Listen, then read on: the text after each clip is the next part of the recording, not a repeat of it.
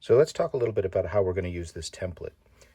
As you can see, we have all the tiles that have been already generated for us. And if we were doing this on our own, we might make something like this.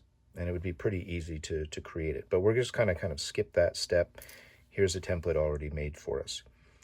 And what's going to be useful about it is if we want to be consistent in terms of the scale of things. So if we wanted to put a 2x2 rectangle on the floor here, and we wanted to make, and that would be a square. And if we wanted to make another one over here, we know that it would be 2x2, 2 tiles by 2 tiles. So we could have repeating objects. Let's say we wanted to have a series of chairs in this room, and all the chairs are going to take up 4 total squares. So we know that any place we put a chair, even if we decided we wanted to put a chair somehow suspended from the ceiling, that the 4 legs of the chair would touch 4 corners of a 2x2 unit. And that way they're always the same.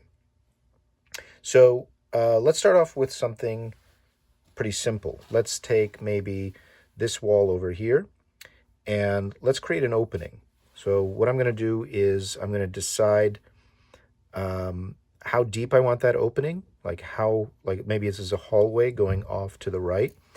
So I'm going to decide that hallway is going to be 4 squares. So I'm going to mark off, there's the beginning of 1, 1, 2, 3, 4, mark that one, and I'm going to draw some vertical lines, and I'm just going to follow the template. I will decide also how tall I want this hallway to be. Do I want it to go all the way up to the ceiling? Do I want to make it kind of more like a doorway opening? So I think I'm going to stop just short of the ceiling. So I'm going to come up maybe just to 1 block below that and draw my line. And then let's do the same thing over here. So there's that line. Make that point. If you turn this into a connect the dots kind of thing, I think you'll find it very easy to do. So there's the back edge of the hallway, there's the front edge. And now I'll just follow that. You notice that this line is already automatically on the template. And I'll just connect that, and you can see that it goes to the vanishing point. So that's a good double check to make sure everything's running smoothly. And we have an opening. Now, it doesn't make a lot of sense because there's this line here. So we'd want to get rid of that. So I'm going to erase that line. And just that light line of the template will still be there. So just make sure you make your structure lines a little darker. Now, here's where we kind of go off grid a little bit. So now I have a corner here, and I have a corner here.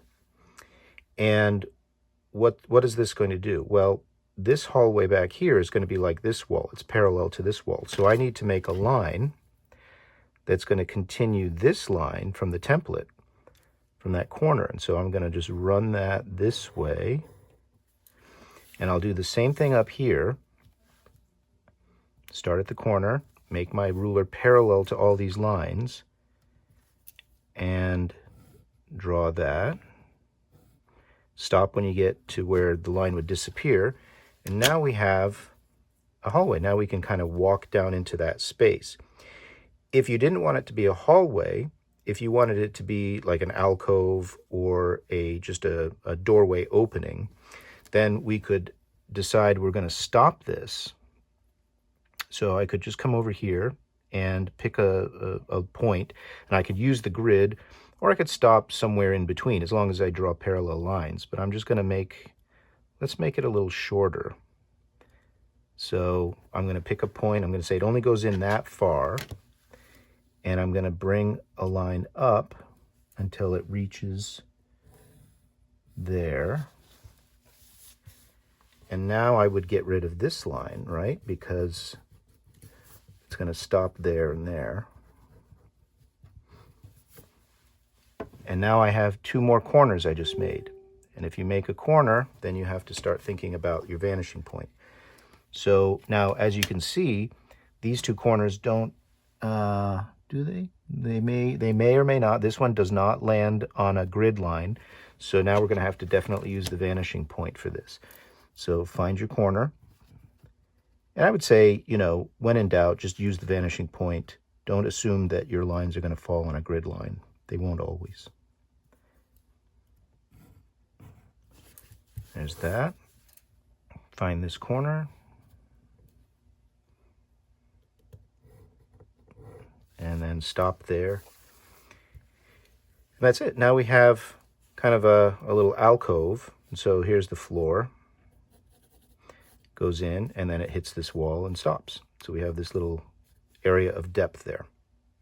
So we could do that in a different number of ways. We could make a pit in the floor. So if you imagine this over here, we created an opening or a trapdoor in the floor. We could do the same way to do a window. If we didn't go all the way to the floor, we could end it here, and we could, you know, halfway up the wall, and we could turn that into a window instead.